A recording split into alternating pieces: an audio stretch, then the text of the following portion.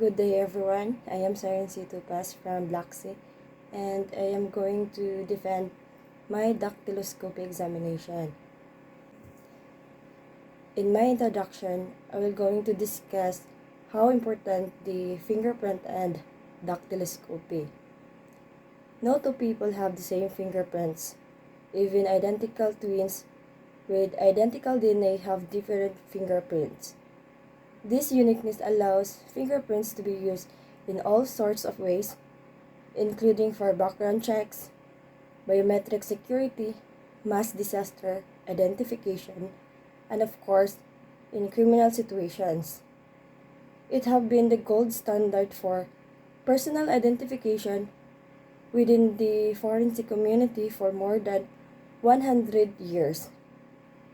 So fingerprint identification evolved over time from early use of fingerprint until now it uses as scientific evidence in a courts of law throughout the world.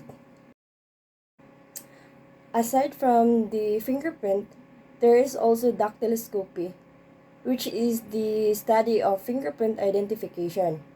It is crucial when conducting an investigation because of the fact that through examining the Latent print, we can have a comparison, and by that, we can determine of that person using fingerprint. So let's proceed to the discussion.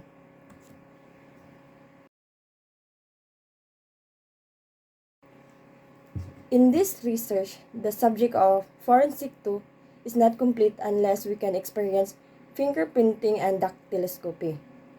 Mr. Dagatan gave us an interesting task. We need to make a defense about dactyloscopy, which is not really easy, but I've learned so much from it.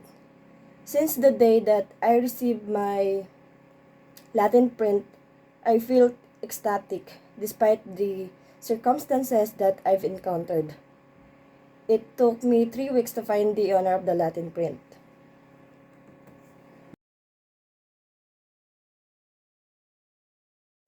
And I spent a lot of money on the macro because the first one was done wrong. I was negligent on that part. So I paid again until finally it was already correct. I really did my best in order to have an identified fingerprint. The Latin print that I received is a double loop roll of fingerprint pattern, a type of fingerprint pattern that consists of two separate loop formations with two separate and distinct sets of shoulders and two deltas. I also found out that the ridge tracing passes inside of the right delta, stop at the nearest point to the right delta on the upward, came out as an inner.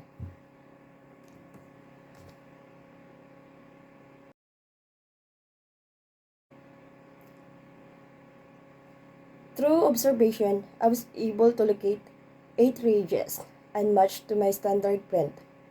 During the test, it made me feel like I was also doing the same work as our instructor because I also compared the Latin print that I had on the extra Latin print of Mr. Botalid, which is the fingerprint of Mr. Cabana, and it came out that it's really the same Latin print.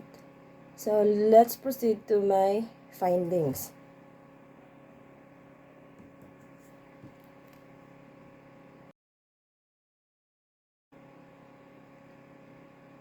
Based on my dactyloscopy examination, it came out that the Latin print that I received and was assigned to identify was owned by my classmate, Mr. Cabana, and the code of the Latin print is C2C51.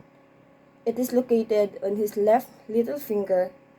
Aside from that, I found out the 8 ridges of my Latin print and standard print were matched, which are the core, bifurcation, delta, delta, I, ridge ending, and short ridge. So I will gonna show you my Latin print and standard print.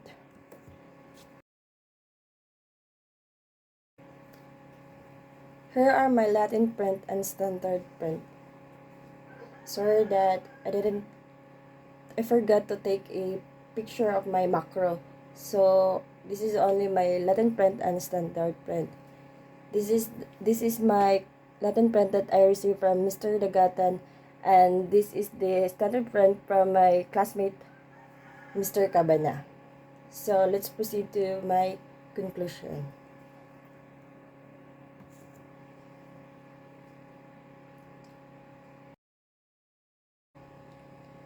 Therefore, my study is concluded as positive simply because my question and my standard came from one person who is Mr. Cabana. More particularly on his left little finger.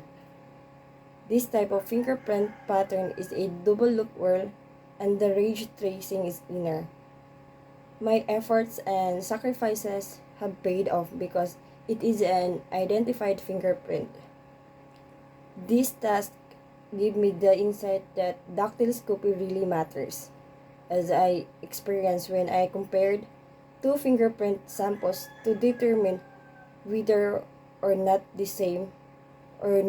came from the same person. And it was the best experience of mine.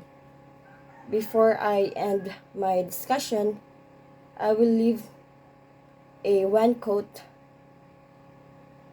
The quote is that life doesn't require that we be the best, only that we try our best. That would be all, and thank you.